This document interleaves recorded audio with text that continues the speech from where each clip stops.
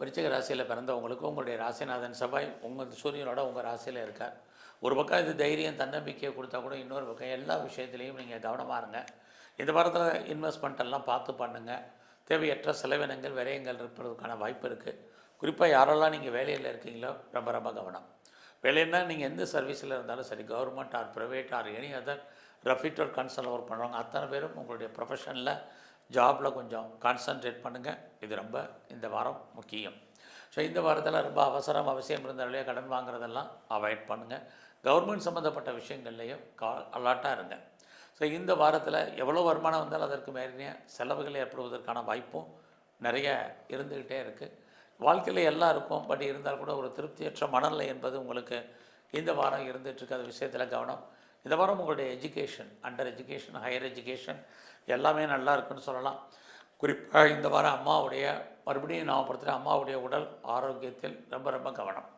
So இந்த வாரம் நீங்கள் ஏதாவது முயற்சி பண்ணால் அந்த காரியங்கள் சக்ஸஸ்ஃபுல் ஆகுமா? ட்ரை பண்ணுங்கள். இந்த வாரம் நீங்கள் என்ன நினைக்கிறீங்களோ அதெல்லாம் நடப்பதற்கான வாய்ப்புகள் இருக்குது. எதிர்பாராத ட்ராவல் இருக்குது. இந்த ட்ராவல் லாங் ஜேர்னியாகவும் இருக்கலாம், ஷார்ட் ஜேர்னியாகவும் இருக்கலாம். ரெண்டுமே உங்களுக்கு பாசிபிலிட்டிஸ் இருக்குது. அல்லது அது சம்மந்தப்பட்ட பிளானிங் பண்ணுவீங்க. குறைஞ்சபட்சம் டிக்கெட் ரிசர்வ் பண்ணுறதுக்கான வாய்ப்புகள் இதுவும் இந்த வாரம் உங்களுக்கு இருந்துக்கிட்டே இருக்குது. ஸோ இந்த வாரத்தில் யாரெல்லாம் ஹையர் ஸ்டடி பண்ணணும்னு நினைக்கிறீங்களே பரவாயில்ல. யாரெல்லாம் செகண்ட் மேரேஜுக்கு ட்ரை பண்ணுறீங்களோ கொஞ்சம் வெயிட் பண்ணுங்கள். இந்த வாரம், இந்த வாரத்தில் உங்களுடைய வெளிநாட்டு தொடர்புகள் ஃபேவரபுளாக உங்களுக்கு இருக்குதுன்னு சொல்லலாம். உங்களுக்கு புதுசாக காதல் விஷயங்கள், நம்முடைய மதம், ஜாதி, இனம், மொழிக்கு அப்பாற்பட்ட தொடர்பு, உங்களுடைய லவ் சக்ஸஸ்ஃபுல் ஆகிறதுக்கான வாய்ப்பு இதெல்லாமே இருக்குது. இந்த வாரத்தில் உங்களுடைய பிஸ்னஸ் எப்படி இருக்குன்னு பார்க்குறோம். பிஸ்னஸ் நார்மலாக தான் இருக்குது.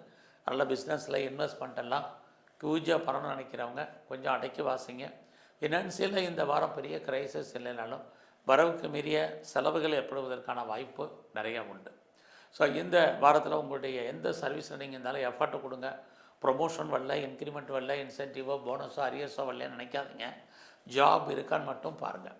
நான் பெர்மனெண்ட்டு ஜாபில் இருக்கேன் அப்படின்னு நினைக்கிறவங்க, அல்லது வேலையில் பெரிய போஸ்ட்டில் இருக்க நினைக்கிறவங்கெல்லாம் அசால்ட்டாக இருக்காதீங்க, அலாட்டாக இருங்க. இது ரொம்ப முக்கியம். குறைஞ்சபட்சம் எதிர்பாராத விதமாக ஒரு லாங் லீவ் போடுவதற்கான வாய்ப்புகள் நிறையா உண்டு.